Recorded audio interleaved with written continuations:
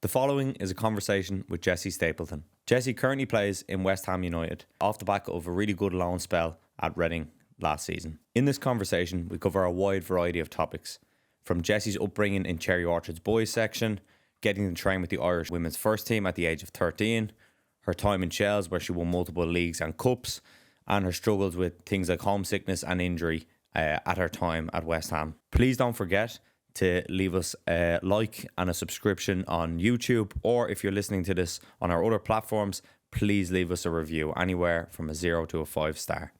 We hope you enjoyed the podcast. Everything's recording now. Is the mic on? Yep. Cool. Well, that's We'll my just hang start. on. Thanks for that, Morgan. Yeah, no bother. No bother. We'll start the podcast. So, you're alright with levels, you want me to just add? Yeah, no, level should be fine. That's generally what we roll with. Two on the right, so. 3 channels wrong anyway, so you got the right weeks. Yeah. Starters. Double check. Sony's on. Morgan's on. Gary's on. Right. Hi guys. Good to see you. There you go, start. This is your first Yeah. podcast. Hey guys. Did you do Shells one now? I don't know. Fake podcast. I do like bits and bobs, and I just I feel like that you done. What does that mean? you just waffle and then you forget about it, don't you? Do bits and bobs. Yeah, What is a bit and a bob? like just random things. Do you know what's the worst? My dad, he'll say yeah to anyone that asks him anything about me. Some random person could be like, "We'll have a phone call with Jessie." Yeah. Random kid. Jesse's boots, yeah. Jesse's car, yeah. Go on, have it. Like, anything. You're just getting auctioned off. Yeah, anything that I own, he's just like, yeah, go on, you can have it. Go on, yeah. Like, I'd be home and then a little young girl would be coming up to my house, like, to sign a jersey, and I'm like, where is this coming from? There's no, like, privacy or anything. First league medal you ever won. There you go. Yeah, so have it, give it that. out. First jersey, yeah, no problem. Give it out. Do you have much kids? Yeah, so after every Ireland game, you get to keep a kit. And you Great. get 2 of them. Like That's a blood also great. jersey, yeah. Oh, okay. That's proper. So, yeah. Normally, I'd give it away, or if you have it promised off, like, you'd keep it for someone. Yeah. Nice. Do you have much memorabilia then from playing? Like, not just the Irish stuff. Do you have other stuff as well?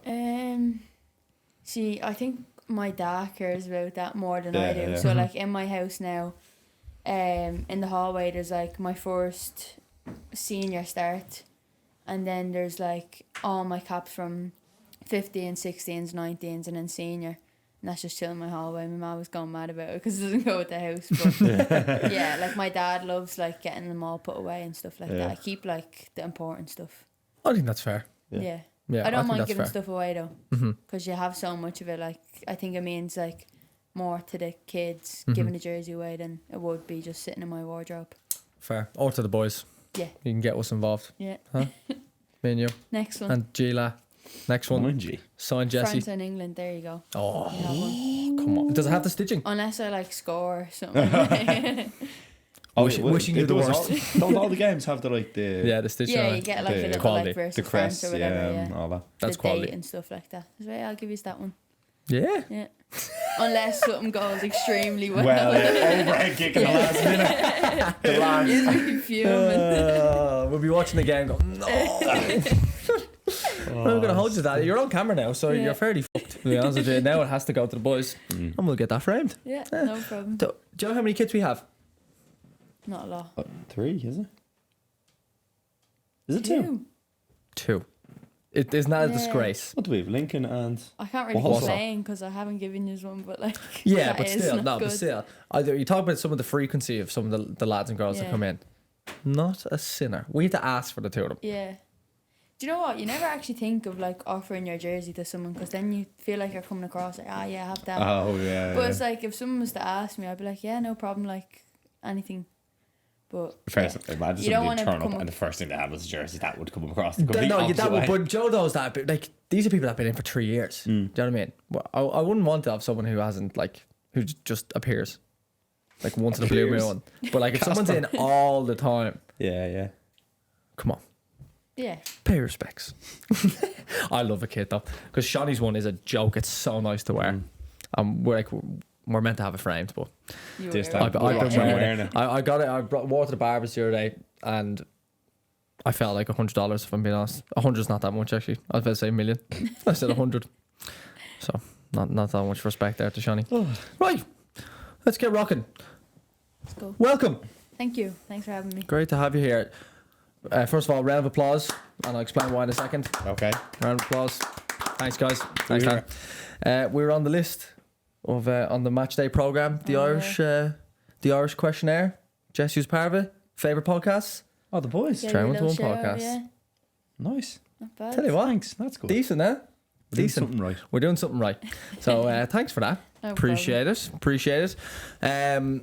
You're only back in with us today, Yeah, training. blown. Yeah, Yeah, I'm tough. ready for a nap already. Yeah. Did you? No, No, I was going to say that's an incredible turnaround. fair enough. For anyone who doesn't know, we're training at what, 10:30 to 11:30. It's now, I don't have a watch. 20 past 20 past 1. Yeah. So we got here. Pretty quick Sharp. turnaround. Me Yeah, ma's pretty quick texting. turnaround. You're probably good stuff. How was Mary? Send me a picture of my dog, I think. Yeah, so tough first session back. Yeah. Yeah. It's different, as I was saying to you. Like, you can run as much as you want in the off season, but like nothing compares to like the short and sharp touches, the movements, whatever. So quads are gone. I was blown out me arse. But yeah, no, it was good to get back in. Yeah, nice to get back at it. All right. Let's just jump straight in because your story, I think, is very intriguing. So, obviously, I think it's quite public knowledge that you would have played for years at a top level with the lads, obviously, in Cherry Orchard, which was a top side as well. Yeah.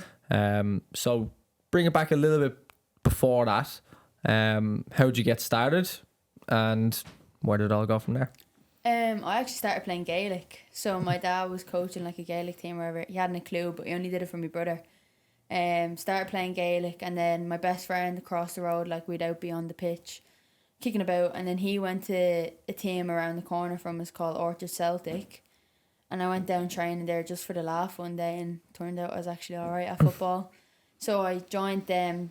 They were a boys team, but there was me and another girl on the team at the time. Played there for like a year or two, and then Cherry Orchard, like a scout or whatever, came to watch one of the boys that played for that team, and then turned out they thought I was alright. Got in contact with my dad, and then went up training. But originally, my manager Brendan Wynn, when he got told someone was coming up on trial, like, he thought Jessie as like a boy Jessie. Yeah. So when I arrived up, he was just a bit like, "What you doing here?"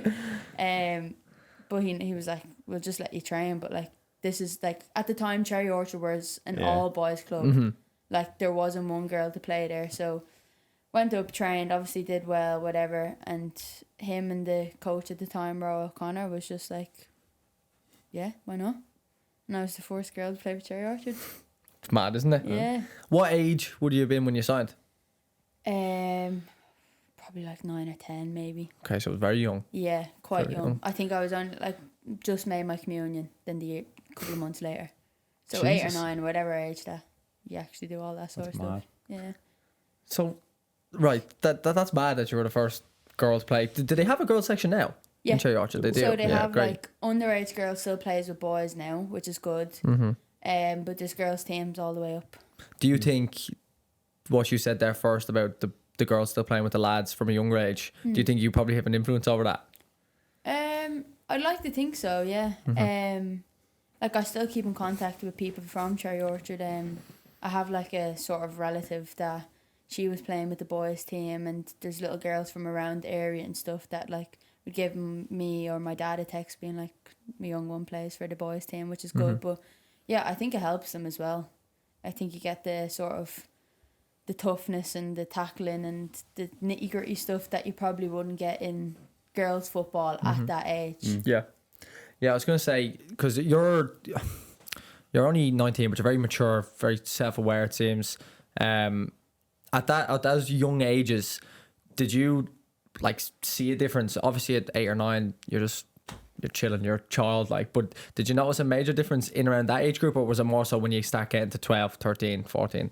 No, I was just, because I grew up with it, I just was one of the boys. Yeah. Like, I was playing against like the likes of Sam Courtis, Kevin Zeffie, and I sort of grew up playing against them, so they all like had that respect for me. Like, I was running around with a pony on the pitch, but like they knew I was Jessie who played for Cherry Orchard. Mm-hmm. But then you'd play in like an All-Ireland Cup and you'd be playing a random team from Cork and they'd be like, oh, there's a girl on the pitch. Like, I remember one time, like, not even one time, it probably happened a load of times where the parents would scream on, like, don't take it easy on her. She's just like, it doesn't matter if she's a girl or like if I did something good, the boys would be slagging each other because a girl was able to like Beat put a them or good whatever. tackle Yeah, in or whatever, yeah. Right. Do you think that would still be the case now? Yeah. Yeah. I think there's still lots of it in the game. I think we're going in a better direction, but there's still lots of misogyny or whatever the way you say it is. But like, yeah, there is bits of it, yeah. Because now girls can play the year down as well, I think, can't Yeah. they? Isn't that the kind of... So at the time, role, yeah. I was able to do it as well. So I Yeah. played like a couple of games for the younger the team, younger which would lads, yeah. have lots of like good players as well with Rovers, John O'Sullivan, Corey O'Sullivan as well. Like proper decent players as well. So like if they needed like an older player, I'd be able to drop down. Okay. Yeah, 'cause Nice. that's like one of the rules now. Because remember, when I was younger, it used to be like, you could play until like, what was it, 11 to 12, or I something think like that. it was, And then yeah. like, you had to either split off or like that go to... A lot of girls, obviously, if there wasn't a girls team in the club, would end up just playing like senior football when they were like 12, 13, because the gap would Yeah. be that big, like, if a club didn't have Yeah. girls team. That was only a couple of years ago. Yeah. Like where it was literally 12s, 13s, and then there was no 14s, 15s, 17s. It was generally like an 18s or a first team. Yeah. And the first team was generally like just a bunch of like mams playing Yeah, together it's just like for an fun, amateur, like, complete like an amateur amateur level, yeah. league, which is fine. But you miss, like, could you imagine the amount of talented players That just that was just the- completely go Yeah. off because there's just there's nowhere for them. There's no home. Even if you look at the current League of Ireland women's, let's say you're from Dublin, like how many clubs is there? There's DLR, Shells, Rovers. Rovers, Peanut. Peas. P-Mount, Missing one? Bowls. Bowls. That's the 5. Is it in Yeah. Dublin? Yeah. And like there's only X amount of places Players, there. yeah. Like Yeah. and below that then you have the things the EWFL, isn't it? Yeah. And I Um, think there's now a girls DDSL as well. Is there? Yeah. Yeah, there was a whole thing last year with I think I don't know the ins and outs of it, but yeah, I don't know. Is it all the way up from? I haven't a clue. Yeah, I'm not too sure, but That's what I say, they made their own leagues like as well. Okay. The DSL have, yeah. Nice, but the better because like, Yeah. now there's a much broader pool. You're not going to Yeah. lose players so cheaply, essentially. That just because there's nowhere available. Yeah. And then you probably start to lose them to different sports and all. That's already going to be a competitor. But Yeah. when you've like literally no home for them, like Yeah. there's no excuse. Like you're just going to let them go. It's a shame. What age did you play at the Orchard till then? It was under 16s, so I was 15 Yeah. and then I would have went Rovers under 17s 17s. girls.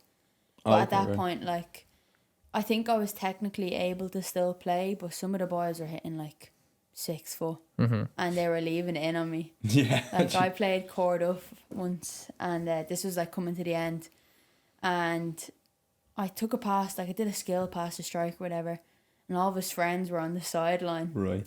like winding him up. So I took a pass to him and then I hear all them like doing the laugh or whatever. Next tackle, I'm up in the air. Jeez. Like up in the air from like some 6 foot like filled out fella. And I was just like, I'm just gonna get injured. There's no point of like Yeah. keep playing at this level when I can go and play with girls. But I was still training with the boys, so I was still getting the tech sort of side of it as well. But I was just protecting myself so I didn't do anything stupid. Yeah, it makes sense. What do you think are the major differences between the two? I think the coaching I got from a young age is levels above what you'd get at a girl's coaching. And I think it's just because of the way like they prioritise boys growing up, which is it's fair, but it needs to start. Like I think we need better coaches in the underage girls because you get the fundamentals. Yeah. But then it's also like it's just natural. The boys are stronger and faster than girls are. It's physics. Like you can't change anything about it. So when you're playing at that pace, you can't bring that into a girl's side because it's just the physique of the boys. Like it's not in our sort of body to be able to be that quick and be that strong. So I think that helps as well. Okay. Yeah, I think that's pretty fair oversight. Like, Yeah. When you said there at 15, 16, technically you felt like, Yeah, Yeah, I I'm felt at like it. I could go on. Like I was obviously the boys were faster than me Yeah. completely. Like, but I found little ways to get the yard, or I think it helped my mental side of the game. 100%, yeah. Like reading the game better, and I feel like that's one of my sort of strengths now, where I can read it well, but that would probably just be from me trying to protect myself because they were quicker and stronger than me. So I'd have to try get the extra yard in them other ways rather than like a 1v1 race, because then I'd be left in the dead. Yeah.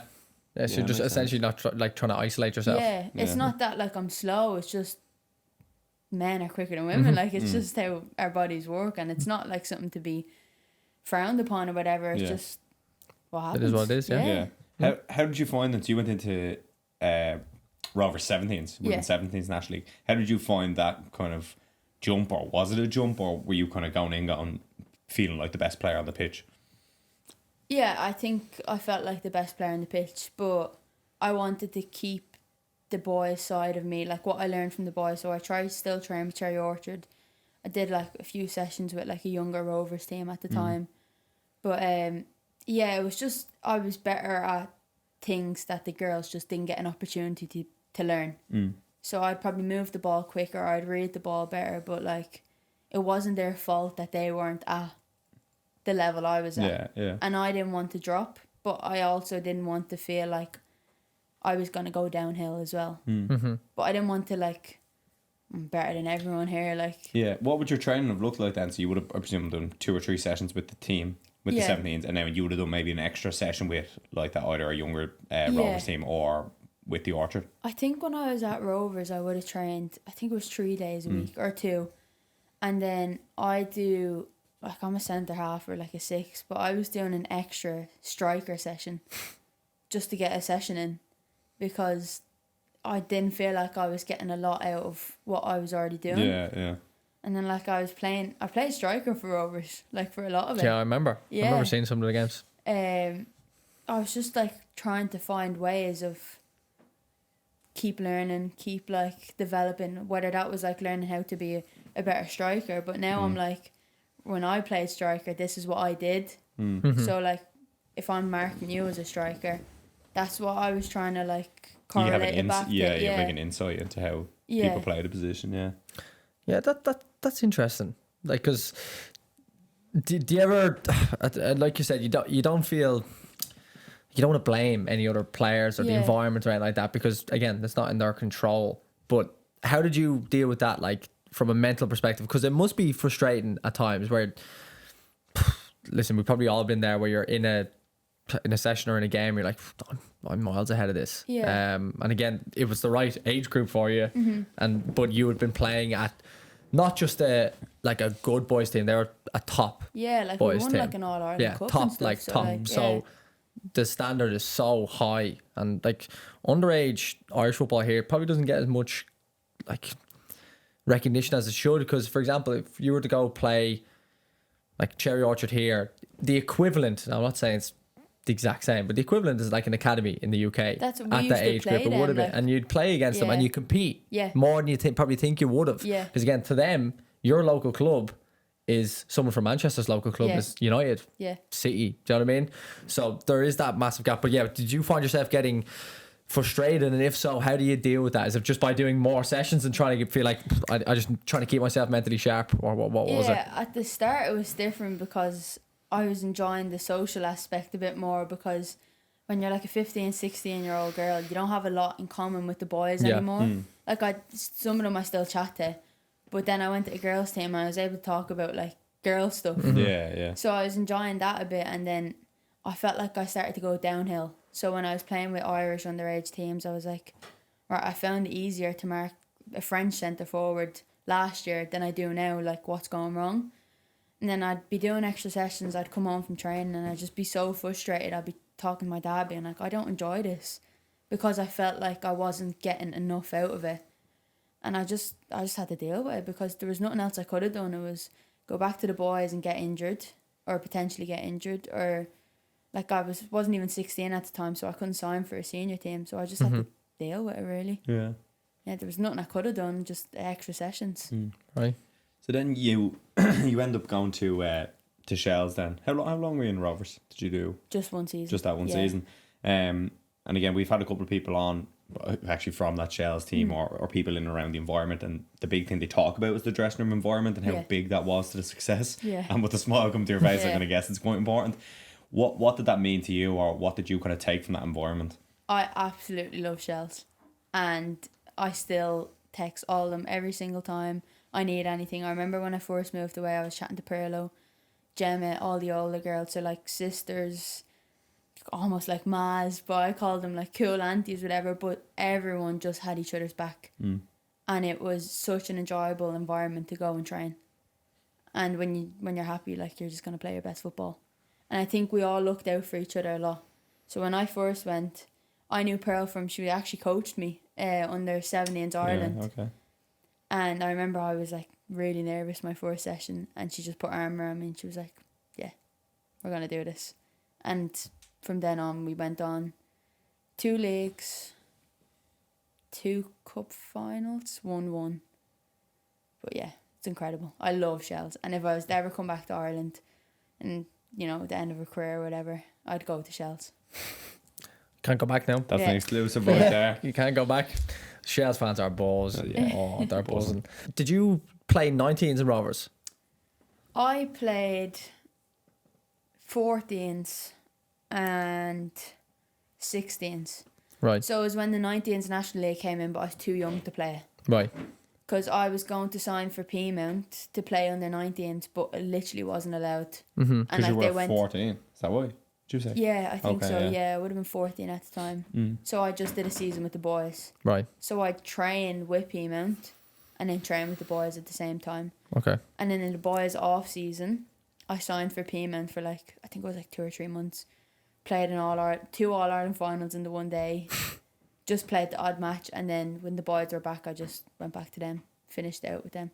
By the boys, do you mean Cherry Orchard. the Cherry? Yeah. Oh, okay, the team you're with. Okay. Okay.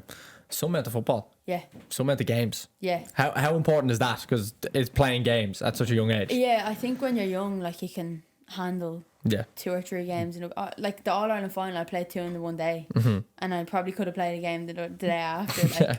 your body can handle it, but like, yeah, you just play football, enjoy it. That's how you learn. That's how you get better at playing on the 11v11 pitch. That's what I enjoyed most, and that's where I learned the most as well. That's it. Game time minutes Yeah. is the key. We'll go back to Shells. So obviously we know we've had a lot of the Shells players on. Some that have jumped, some that have stayed, and some that have done a bit of both. And they're always talking about the environment and the importance of that for obviously senior players to be happy, but also for younger players as well. When you were in games, did you ever feel like you were gonna lose games? Yeah, of course. Yeah, like that's football. There's some games that like you're 2-0 down and you're just like, right, when's this game going to finish? But I think with Shells, we had that winning mentality as well. So if I thought, right, I just want this game to finish, we're 2-0 down, I'd look back at Pearl and she'd be like, come on, we're winning this game. And that would give me the lift that I needed. So if you had that thought in your head, someone else was there to pick you up and be like, stop thinking, just play, go out and play. We do it every week. That's why we're winning games. That's why we're winning leagues.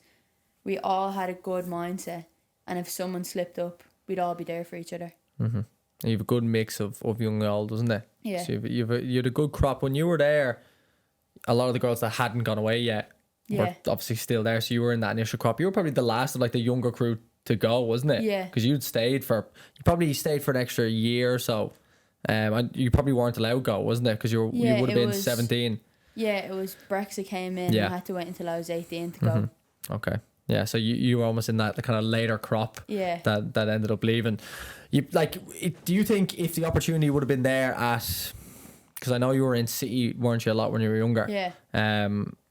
Was there potential to go at that stage? Yeah, so back then it was you had to be 16 to Yeah. move over.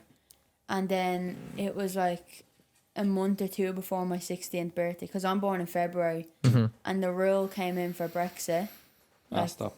just the 1st of January or something. And I remember Evan Ferguson is like a year older than me, and he just snuck away. And I was like, how is this fair? And then I think it actually worked out for the better. Yeah. Because when you go over young, like talking from it now and experiencing it, I don't think I would have been able for it. But then I did 2.5 years at Shells playing senior football, and I think it done me the world of good. What do you think you wouldn't have been able for? Homesick. Yeah. Yeah, it's hard. People talk about it, but it's only when you go over and do it you realise how hard it actually is. Like, I think everyone that moves away struggles with it, and it's not spoken about enough. It's like, yeah, you're going to move away, you'll be homesick for a month or two, but you'll be grand. Everyone does it. The people who make it get through it. But, like, there's some bad days that you're just like, I want to go home. Like, I was ready to go home. My first month or two, I was like, I can't do this, I'm coming home. And I was texting my mum and dad being like, I actually can't do this anymore. I need to come home. Like, I'm not enjoying myself or anything. But I was just so homesick. And I never expected that I would be homesick. I think everyone thinks because it's so close geographically, like that, it's not that bad. Yeah. But like in some cases, is that nearly like worse at times? Like Yeah. Yeah, I know what you mean. Like if you're on the other side of the world, it's like it's not like you can just hop back home. Yeah. I don't know. Yeah, it's an interesting one. It's because people think you go to England last year, you're only a 40-minute flight away, but like it's not quite that easy, is it? No, it's not. Well, what is the biggest challenge with it? Because I know obviously homesick is you want to be back with friends, family in a comfortable environment. Is it like small stuff where like obviously you have to learn to cook and do all that stuff if you haven't done it already, and it's like taking care of yourself for the first time, or is it more so just being physically around the people you love? I thought I'd be grand because I was able to cook. I was very independent before I moved away. But then it was like, when I was at home, I'd go to school, I'd go to the gym, I'd go to training, then I'd probably get an hour with my friends. So I was flat out. I had like no time to myself. And then when I moved away, I was done training by 2 o'clock. Yeah, so you have so much time. And I was just sitting around. I was like, what do I do with my time? And that's when you're thinking like, I could have been out with my friends right now. Could have been, sitting on the couch with my ma. Like, it's just little things where you're just like, I don't know what to do with myself. And when you have like nothing to do, like college or whatever, you're just fiddling with your thumbs. And then you're seeing like pictures of your friends going out, Shells going training, and you're just like, I think I'd be better off at home. I'm not enjoying this. Footballers have a lot of spare time, don't they? Yeah. People forget that because you're training, you can only train for X amount of hours. You can't be out all day. It's not possible. And Jesus, with the current loading, don't get me started. You can't do anything anymore. Yeah. Have you found a way to cope with that then? Since have you found a way to fill the time a bit better? Yeah, so it's just like little things. Like when I went over first, I just sat in my room, spent the day just watching telly after training. Then it's just like finding a place to go for coffee, actually getting to know the girls on the team so you can go for coffee with them. As I was talking to you about, like I read books. Like you just find like little things. But I remember I came home twice because I got injured when I first moved over. I came home for like 2 weekends. And it was like a reality check. It was like, I'm not missing out on anything back here. Like, yeah, I'm probably sitting in my room for half the day, but like when I come back here, my friends are doing the exact same thing. They go from college to their 9-to-5 job, or, they're working and then just going to training. Like, I'm living my dream right now, playing professional football. And I think that was just the reality check I needed. I went back over and I was just like, going to throw the kitchen sink at this now. Like, I'm not missing out on anything at home. Yeah, nearly having that injury kind of nearly helps because you're like, it's like FOMO, isn't it? You think something's going on back home. A couple of lads have said that when they're home in the summer. I'm like, how are you getting on? And some would be like, you're kind of getting bored because during the day all your mates are working 9 to 5, so you don't see them. So you only really see them in the evening. So obviously they'll keep busy with like sessions or gym or whatever it might be. But it's funny, isn't it? Just the way you feel like if you're back home, it's going to be better. But then like that, you experience it and you're like, I'm not really missing out on it. And I'm doing what everyone's trying to cram in the evening. That's my job now, Yeah, the use of spare time is, for most people, is interesting. Like, how do you spend it? How do you try chill out? What's your switch off? Just before you went to you made that move to West Ham, obviously you had a very successful few seasons at senior football, not only from a club perspective, but you personally as well. You scored a lot of goals from centre half. Before we go into like that whole transfer, where do you think your best position is? I don't know. I say centre back because I know it better than any other position on the pitch. I've played my most amount of minutes there, but I feel with some of the attributes I have, with more game time in the six, I feel like I can be a better six than a centre back. But I'm just more comfortable in centre back because I haven't played a lot in the midfield. Yeah. Gary had in the stats 21 goals in 71 games. It's good. It's a lot, like. Yeah. That's a very good return. Yeah. That'd be a decent return for an attacking midfielder. Yeah. King are throwing you in the 10 last few minutes of games now. Yeah. Oh yeah, I've seen it lumping. in the mix. Sometimes I think 1 or 2 games I played wing. It was one of my first seasons with Shells. We lost Jamie Finn, Emily Whelan. We were struggling with injuries. Saoirse Noonan went and we just had no one. And I was playing midfield and then I scored a few goals. He was like, On just the try wing? on the wing, yeah. I was scoring, like, Yeah. I didn't enjoy it, but like they couldn't take me out because I was scoring goals. Did a lot of them goals then come in a short window? Yeah, I think so. It was when I started moving up the pitch, I started scoring more. But like, I was chatting to Noel King at the time. And I was like, Noel, I need to play like centre back or midfield because I want to play for the Ireland team. And he, like, his excuse was, Jessie, there's only like 3 or 4 games left and you're scoring goals. Like, just Get you closer to the goal. yeah. And I was just like, right. Fair enough. Yeah, it helped. The stat sheet Yeah. sometimes can be one of your best friends. That's what I Yeah. mean. Like, is if somebody looked at you as a centre half, let's say now, and would see the goals, they probably it paints an interesting picture. They're probably like, she's outrageous at attacking set pieces or something. It's like a Although goal every 4 you do games. have good attacking set Yeah. piece. Yeah. You score a lot from Stats headers and help, second though. balls. Yeah. That's help. Stats do help because we're in that era where stats can be a little bit frustrating because you can look into the most micro nitty gritty details. But if we're ever talking to senior players, it's like if you can get their last name on a score sheet or at least get a couple of assists, Yeah. it makes you so much more appealing before you do anything. They don't even need to see you play. Yeah. Like rather than 1 goal in 30 assists or 30 appearances, 5 goals and like 25 appearances. It's like good player. Yeah. Yeah. Before you've even done anything. mad, It's yeah. wild, like, and Yeah. not that that's right, but it is what it is. Like, Yeah. so it definitely helps. But yeah, I remember there was a stage where you were playing more further forward for Shells when we were watching league, and you were just bagging every couple of days. It was a bit Yeah. wild. And obviously, King was in with us at the time. We were getting on the lowdown. What was going on in Yeah. the league? It was crazy. Some of those finishes. Obviously, you knew coming towards the end of your time at Shells there was interest. Was Yeah. was there more than just West Ham coming in? Yeah. So, I've trained with Chelsea, City, trained in Reims in France, and then obviously West Ham. And then towards the end, it was between City and West Ham. And they were the 2 clubs that came in with like an offer. Both the similar sort of money-wise, everything like that. So it wasn't down to anything like that. I think my mindset when I went to West Ham, I felt like I could get in. Like, not get in, but like I felt like I had more of an opportunity to make a name for myself at West Ham than Man City. And I tried to sort of be mature in my decision making because if I would have went Man City, a lot of the times you get lost because there's so many superstars. And if they're not good in one position, they have the money to just buy it. Buy some superstar from Spain or something. Guaranteed to play. So my mindset was like, West Ham are a really good team, really good club, and I like the sort of aspirations of the club. But I feel like in a few years, I can get in here. So that was my sort of mindset on making the decision. And some people would look at me being like, why would you choose West Ham over Man City? But I just tried to play like the long game of it. Yeah, no, that's a rational decision Yeah. from my viewpoint. Like, don't get me wrong, a City come knocking, any big, Yeah. Jesus, you're certainly going to consider it. Yeah. But yeah, like you've got to be selfish in your career, and pretty much everything you've said thus far is you've got to play. Yeah. You've got to play. You can so easily go by the wayside. Yeah. At any club, to be honest with you, but at such a top club like that, it's so hard to get in, Yeah. regardless of how good you are.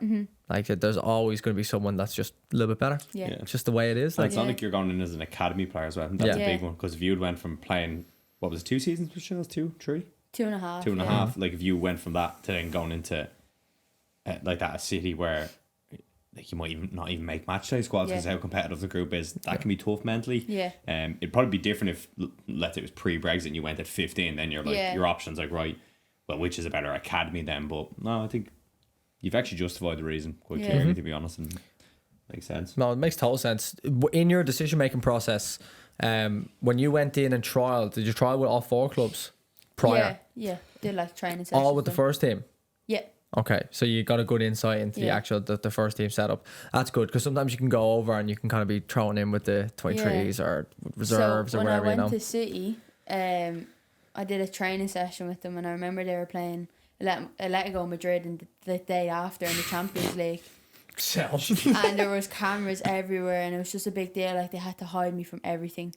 They were all in like this yellow sort of kit because it was the Champions League kit, and I had like a purple jumper on, so I was like standing out.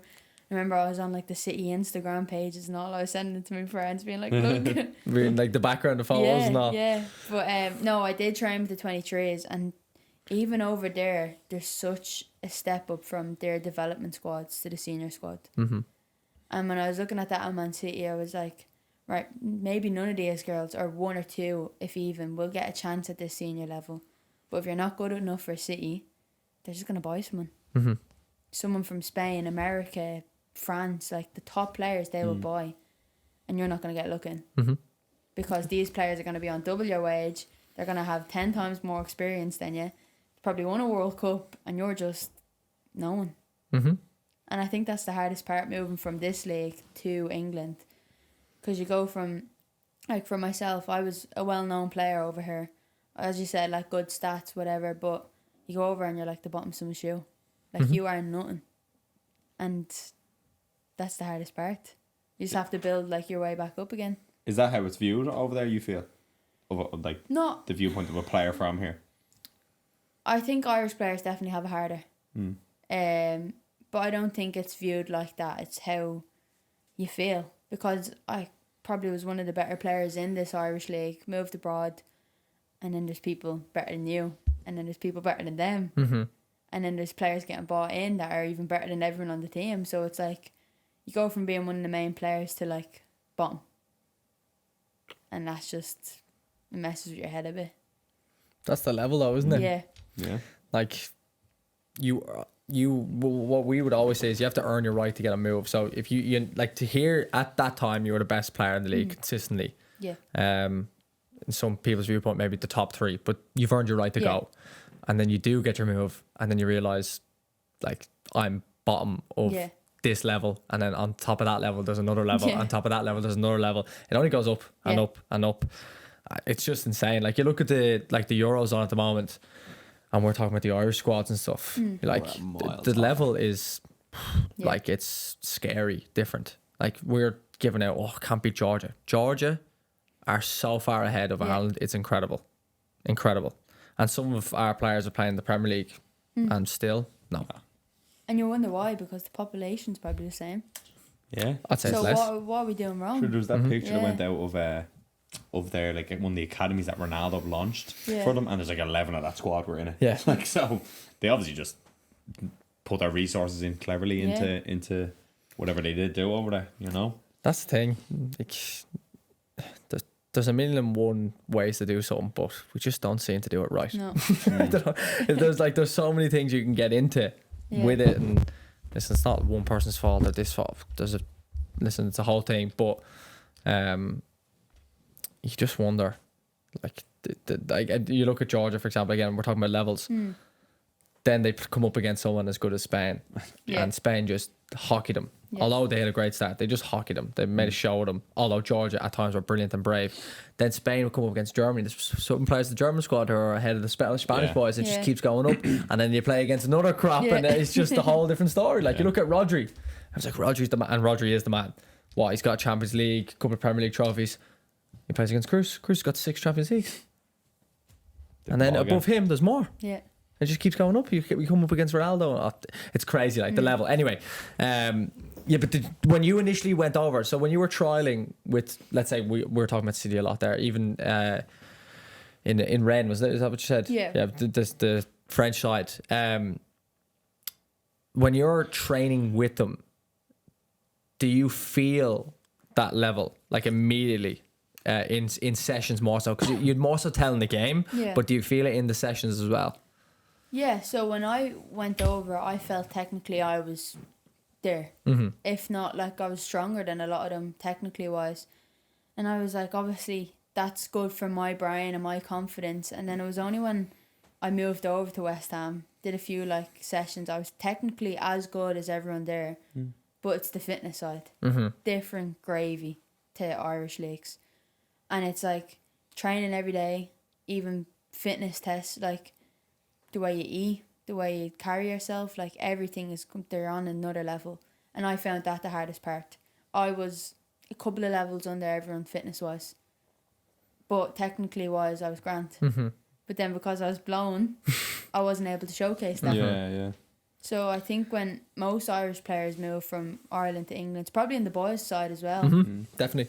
Like you have to get up to the fitness levels, gym, nutrition, sleep, like everything. It's just they have so much more resources than we do. I think we said every time we're on the podcast how athletic pro players are, men and women. Like some of the lads, for example, we've been working with in the off season. You look at when you see them in person, you're like, Jesus Christ! Like, and it's like power, speed, and then it's like that aerobic kind of fitness as well. It is interesting, especially because you were going from like a part time training to straight into a full time. Yeah. Did the injury come that you got? Was that kind of early? Yeah, when you were there? I was still in pre-season. Okay, right. So Yeah. that probably could have been where you were transitioning into that full time training, and Everyone gets injured when they go over. Yeah.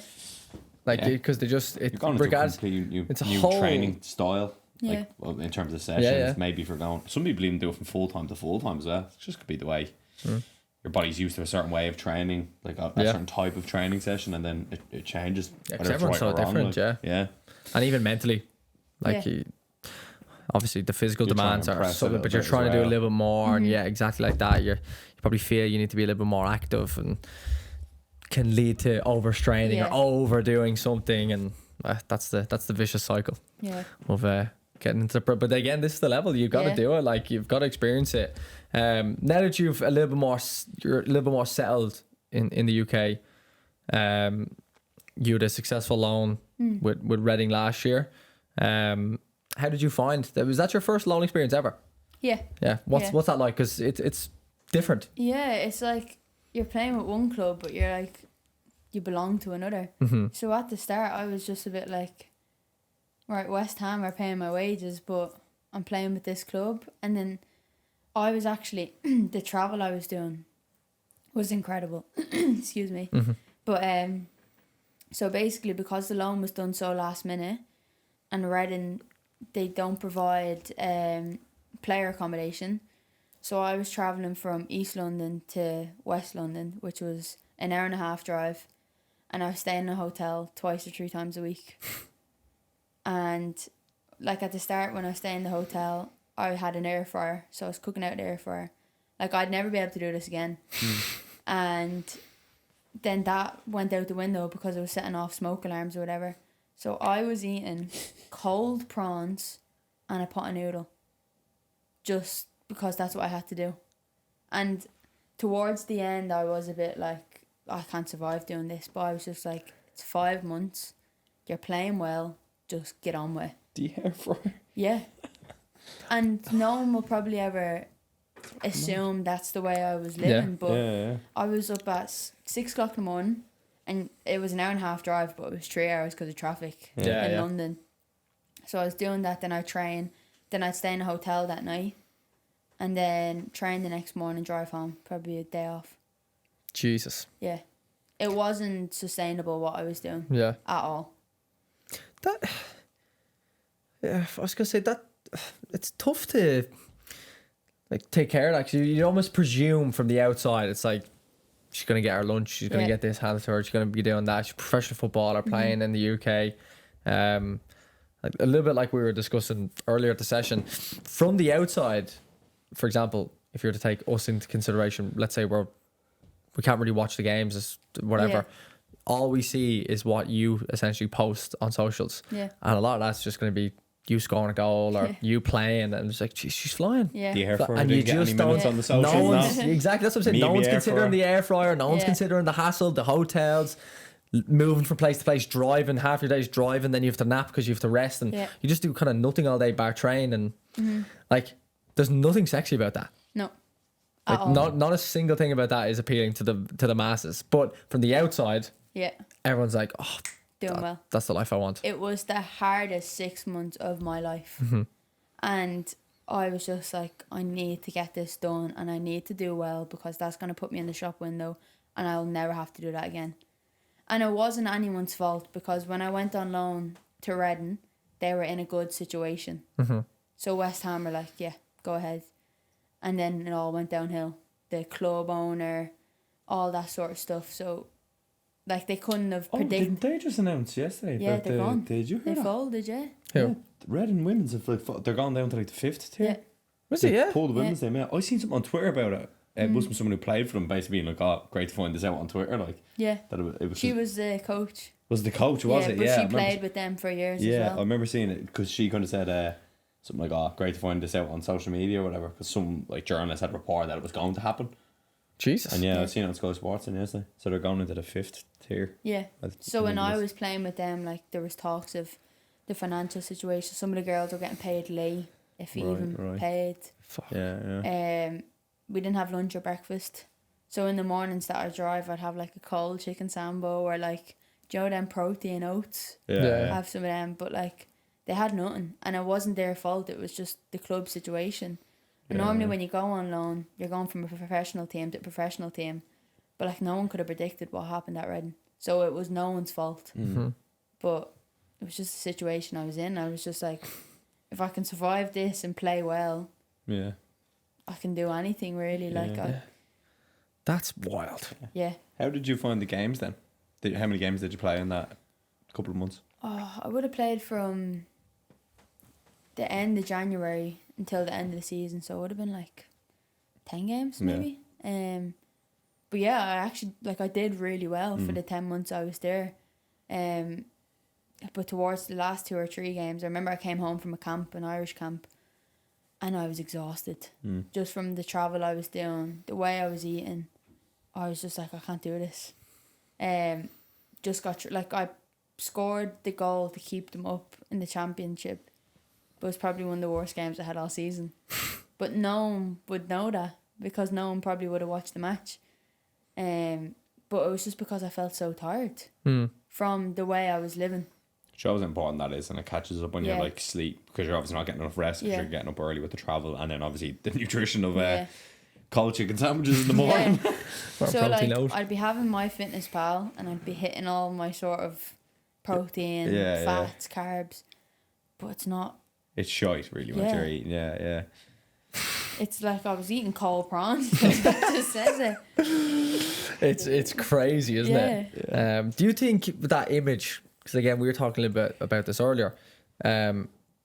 It's easy to get wrapped up in the ego kick of like the endorphin rush of getting likes, the comments, all that sort of thing on socials, where it's Instagram, TikTok, whatever it is. That can almost seem like you're going this way, and especially if you feed into it and you're posting for that sake and you're getting all this engagement, but in actual fact, it might actually be going down, like your livelihood, your lifestyle, your style of everything. It kind of is like on the decline essentially. Do you? I know obviously I don't think you fell or anything into that trap, but do you think it's easy to do so for a lot of players? Yeah, definitely. And I think when you are homesick, you're going through your little struggles. When you have all that on your side, you're like, yeah, my life's not even bad. Like I'm grand because fan pages are liking your post. Like at least they like me. You could be not getting game time, but a fan could say that you're the best player in the world, and if you feed into that, you'll start believing it when you're not actually doing it on the pitch. And I think that happens to a lot of players that are focused on social media more than getting game time. Can we clip that? Bam. A new Jamie. Clip that. Yeah, that's a major one. On to some of the Irish stuff. I didn't realise this. You were called in to train at 13. Yeah. That's wild. Yeah. How did that come about? And would you have known... I know now that the whole thing with the World Cup is big on pushing role models for like the next generation. At the time, would you have known the players and been like a bit like awestruck kind of when you went in, or what was that experience like? It was a home-based session, so like the likes of Kate McCabe wasn't there or whatever, but I remember it was Colin Bell that brought me in at the time, and it was just like through an email, and like we thought it was a joke. Yeah. Like, I remember me and my dad looked at it and we were just like, surely not. Like, I'm Is 13. Jessie available for training? Yeah. So when I went into the home base, they were obviously doing it every week at the time because it was Colin. But I was marking Amber Barra, and I just remember Amber Barra being Amber Barra. Yeah. She ran rings around me, but I was like, I got that exposure and it was really good. But like, I think for me, I was blessed with my upbringing.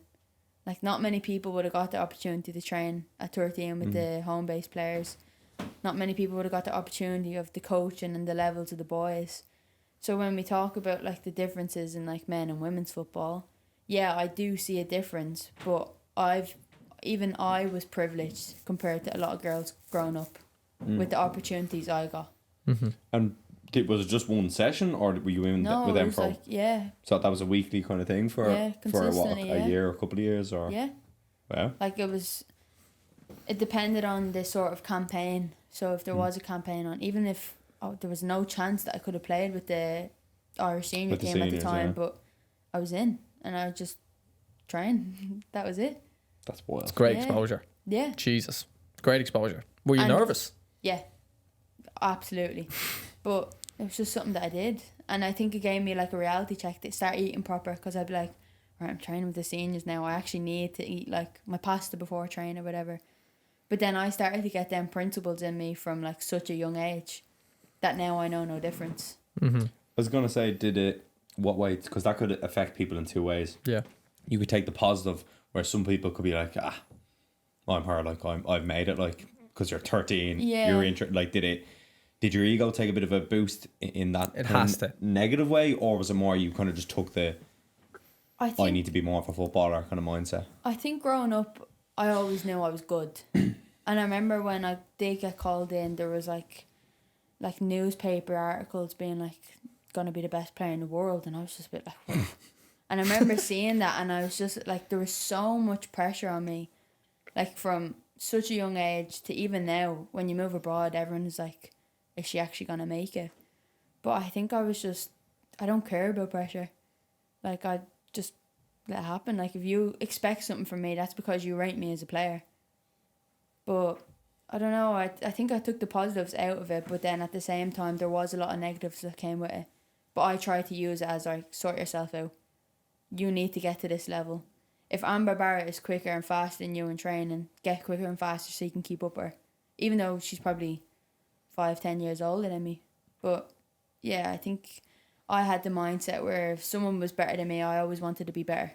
Mm-hmm. I always want to try to be the best that I can. And better than someone I'm going to mark. Mm-hmm.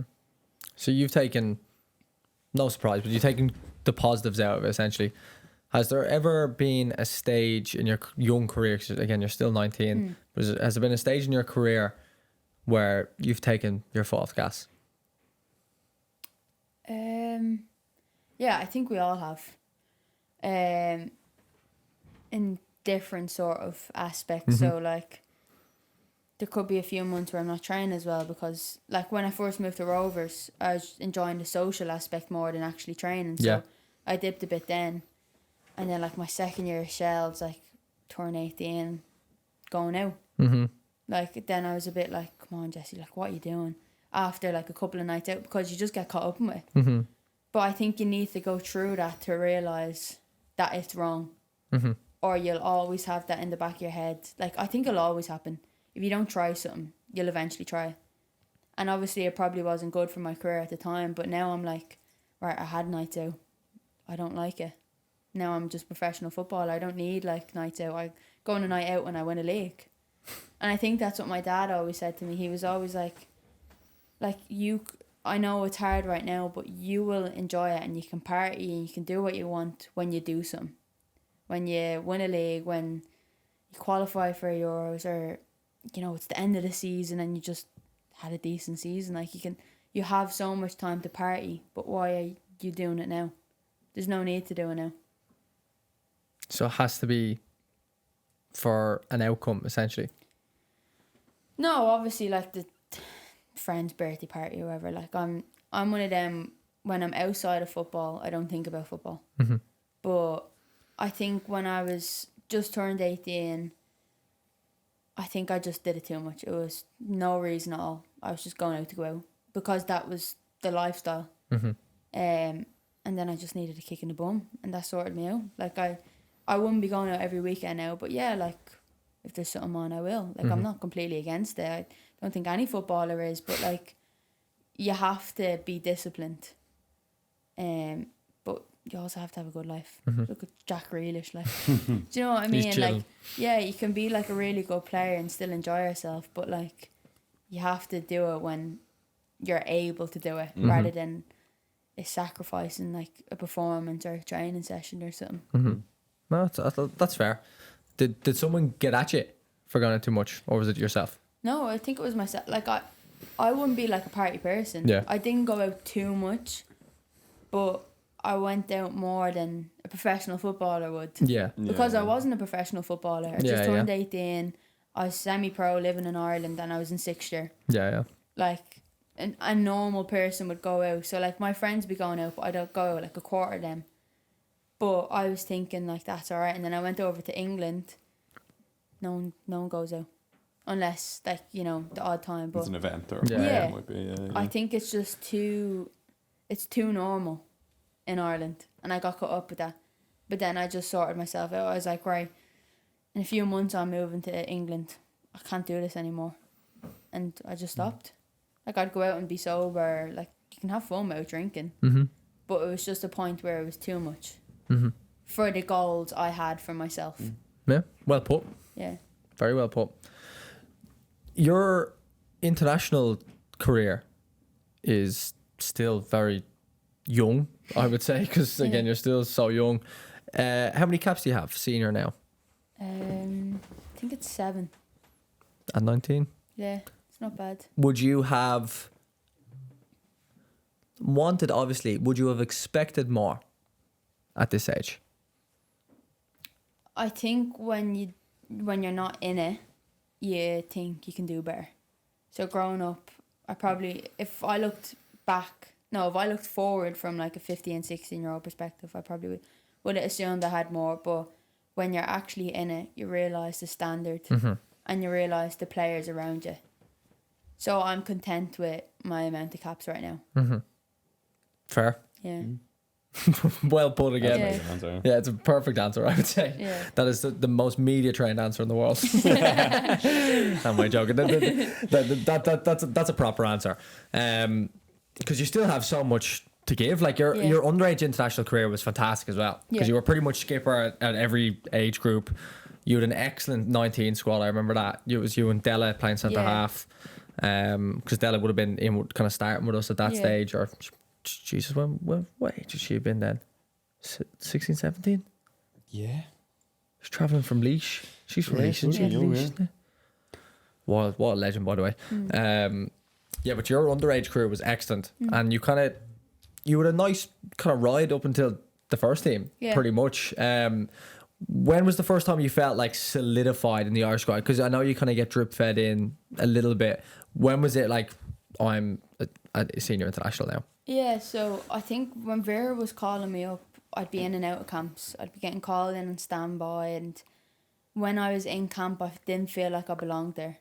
I felt like I was just there as a training player, and there was no chance that I'd be making a match day squad. Yeah. Then I made my debut against Philippines, and that was the first camp that I actually enjoyed, because I felt like I had a chance. But then was left out of the squad, and I was in and out of it. But it was only when I was over in England playing football, then I finally came back. Vera was gone by now, that I came into camp and I was like, I can like go up against these players now. I can try get into the starting 11. If not, I'll try get as many minutes as I can. But it was only when I was in that professional setup that I came back and I was like, right, I feel like I can do something here. So now I feel like I belong. But it was only when I came back from being in the professional team. Yeah, so when you were playing National League, you didn't feel I didn't feel like I was good as enough. sharp as whatever, physically good enough, mentally probably ready. At the time, I don't think I would have admitted that I probably wasn't good enough. But like looking back, I wasn't good enough. And it was good to get the experience and the lessons that I would just from being around them type of players. But I wasn't good enough, and I wasn't good enough for international level. But now I think I can put a mark down. Yeah. Just because you're pretty much training, you're a full-time Yeah. professional. You're a Yeah. full-time professional. For those that are aspiring then, so those playing National League here, not just underage, I'm talking senior as well. Like, pretty much everything you're saying is leading to, right, getting to full-time football is the aim. To do that, you have to treat yourself like a professional footballer. So, like, essentially the blueprint is there to a degree. Obviously, you need to have it. You need to be mentally ready, physically, technically. Obviously, that goes without saying. But do you think enough players in around your level, whether it's here or abroad, do enough to get themselves into a professional environment? Yeah and no. I think you can get into the professional environment, but staying there is the hardest part. And being a consistent squad player, starting 11 player. Like, I'd like to say I'm a consistent squad player now, but I'm not a consistent starting 11. So my next goal is get in that starting 11 and be expected to play every time there's a game. Like Kate McKay, Blue Quinn. Like, there's so many players where everyone's just like, yeah, they're going to start. I want to be one of them players. But there's things that I have to do better. And that I'll pick up from, like, the way Katie carries herself in camp, or Lou, or the more experienced players. Like, when I first was pro and started coming back from camp to pro football, one of the things I realised I wasn't doing enough, I wasn't looking after my body. I wasn't doing prehab enough, and I wasn't doing recovery enough, because I didn't think it was as important. I'm young, I don't feel bad, but, like, they'd be in, like, an extra hour, and you're like, why? But that's the levels, like, that's the difference. And it's only the more you're involved and the more you're around these type of players, then you'll start learning from them. Even just little ways they carry themselves. Do you, in camp with those top players, because there's some incredible players in that senior international camp with incredible careers internationally and from a club level, but definitely internationally. Do you, like, hover? Do you know what I mean by that? Like, hover around them just to see what they're like. Like, what are they doing? Obviously, you know them well now, but when you were first going in, was it like keeping an eye on, like, what are they actually doing? How do they communicate with staff? How do they communicate with each other? How do they carry themselves? What's their training etiquette like? Even small things like, what are they wearing? What are they doing? Like, you're pretty much obsessed with them, like, trying to see what they're doing. I think you're expected to do that. Like, I remember sitting on a dinner table and I was, like, starstruck that I was sitting beside Katie, Lou. Like, all I could go through the list of players because they all have really good experience. At the time, I know Gorman was in. So you just ask, like, it's just dinner chats, but it's like, what do you do in your spare time? Whether that they were, like, a lot of them have degrees, so a lot of them go to college in the evening. But then it's like, you see them doing prehab, and I'm like, prehab is optional, but I'm like, why is half of this team going to prehab when it's optional? Gym is optional in camp because it just depends on your club, so you can do what you need to do. But then you're looking at what they're doing in the gym, and am I doing enough gym? Don't know. You're looking at what they're eating at lunch and dinner. Well, I was anyways. No cold prawns, no. No cold prawns. No air fryer. Disgrace. But it's like, No air fryer. it's like basic things like, am I eating too much carbs on a day that I don't need this much carbs, or am I fueling myself good enough for this session we're about to have, or match day -1. So it's just like little things that you pick up on that you don't really get taught. It's just you learn as you're in that environment. And that's the thing, some fall by the wayside because they're not observant enough of the top players and seeing what they're doing.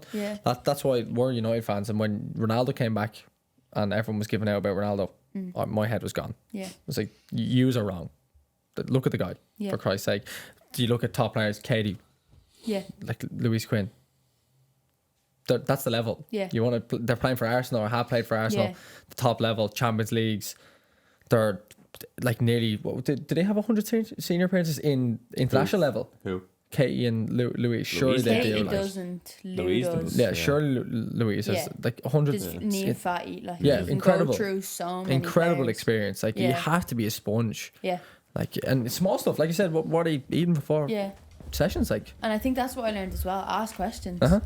Because if someone asks me a question now, I'm not going to turn around and say, like, what are you doing? Like, why are you asking me a question? Yeah. They're all so helpful. Like, I could ask them anything and they'd give me the best advice they could.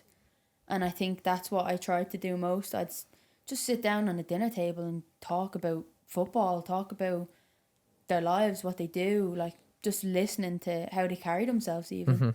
Yeah, like, yeah, I think you just have to be a sponge around top players and top people. Same for us, and if we're around, I don't know, my interests are in content. So if I'm around someone who I know is good in content, I'm all ears. And I'm going to ask a million one question. Same for football, coaches, staff. You got to use the network as much as you can. But a lot of them have their coaching badges as well. Yeah. So even to this day, even if I'm in a professional setup, like we'd be talking tactics and they know more than me. And I'm like, right, how do I get to their level, knowledge-wise, off the pitch, understanding the game? Yes, they have like 10, 15 years on me, some of them, but like, how do I get there as quick? And if I can get all their knowledge, their little habits that make them top pro, if I can have that by the age of 21, 22, let's say, what can my career look like? If they had this great of a career and they're only finding out these little habits on the latter end, how good can I be if I start picking these up now when I have a lot of years to keep getting better and better? So Absolutely. if I create them fundamentals now. And there's never been a better time to be in women's football. Yeah. It's only getting better. Yeah. And you're like part of that first wave of it, which is, it's lovely. Yeah. Like, it's a great situation to be in. Like you said, you've been lucky. You need to ride your luck as well. You need to perform, and you have done. Kind of earned your right to be where you are. So as we conclude, what I don't like asking, I hate the question, where do you think you'll be in 5 years? Too generic, too simple. Yeah. But what do you think a top career looks like for you? If you would have asked me this before I turned pro, I would have said play with the best team, earn the most money, and be one of the best players in the world. And my answer obviously is the sort of same, but I think you play your best football when you're happiest. And I think if I'm in an environment where it's probably not the top team, but I'm happy and I'm playing, I would be a better version of myself there. So I think it's just finding the clubs that you enjoy, you feel wanted, you feel valued, and working your way up that way. Because I don't want to go to a top team and not feel valued, wanted, or whatever. But then again, if a top team comes knocking on the door and I feel that there, great. But I think my aim now is to play as much football as I can at the best level that I'm happy with and I enjoy it. Whether that's Arsenal, whether it's West Ham, whether it's PSG, just somewhere where I'm happy and I'm playing the most football that I can and just enjoying it. Beautiful. Simple as that. Yeah. Excellent. That was great. We'll definitely do it. You always say that. I do. So that was great. That was great. Because it is. It's great having good people on. Yeah. Honestly, great having good people on. It's and the fact that you've listed us as one of your favourite podcasts, surely we had to get an appearance in there. But this definitely won't be the first because you're still so young. We'll probably have probably another round next year. Probably another few following years after that. We'll just have the whole timeline of your journey. It's going to be all captured. What a time to be alive. Yeah. The digital era, huh? Magical. Right. Thank you for your time. Thanks for really having me. appreciate